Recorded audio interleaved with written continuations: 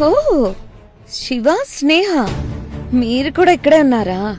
అందరికీ విజయదశమి శుభాకాంక్షలు. చెప్పావు కదా, ఇక బయలుదేరు. ఏంటి స్నేహ, ఒకప్పుడు నేనే గొప్పదాన్నని, కావేరి నీ కాపురాన్ని చెడగొడుతుందని ఫీల్ అయ్యేదానివి కదా. ఇప్పుడు సడన్ గా నేను చెడ్డదాన్ని, కావేరి మంచిదైపోయిందా? చూడు, నువ్వేంటో అందరికీ తెలిసిపోయింది. ఇక నీ డ్రామాలాపే. డ్రామాలాడాల్సిన అవసరం నాకేంటి? ఇప్పుడు నేను నా గోల్ ని చేరబోతున్నా. ఇక నా వైపు ఎవరు ఉన్నా లేకపోయినా ఐ డోంట్ కేర్.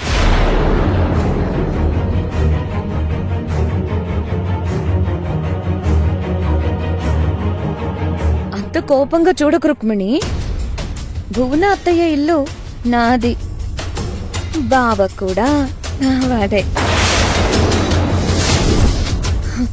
ఆస్తి అంతస్తు అన్నీ నావే. అదే మా అమ్మ నాన్నల కోరిక కూడా. కానీ నీ కూతురు మధ్యలో దూరి మొత్తం నాశనం చేసింది. మా అమ్మ నాన్నల చావుకి కారణమైంది. ఇప్పుడు తనని బయటికి గెంటి నా ప్లేస్ ని నేను మళ్ళీ ఆక్రమించుకుంటాను. అలా ఎప్పటికీ జరగదు యమజ. నీలాంటి వాళ్ళు అనుకున్నవన్నీ జరిగితే ఇక ధర్మం ఎందుకు, దేవుళ్ళెందుకు?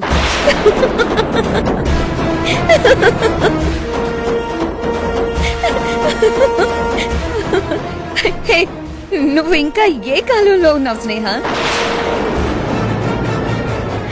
కావేరి తనతో పాటు నిన్ను కూడా రాతయుగానికి తీసుకుపోయింది. ఇది కలియుగం. ఇక్కడ అధర్మమే గెలుస్తుంది, అన్యాయమే రాజ్యమేలుతుంది.